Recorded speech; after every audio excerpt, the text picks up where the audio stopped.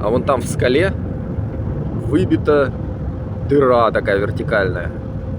Зачем она нужна? Это что такая? Такая скала длинная и тонкая, что ли? Странно. Не знаю, искусственная ли или все-таки естественная. Ну, как-то так интересно она сделана. Здесь такой проход есть с крышей, чтобы камни сверху не упали.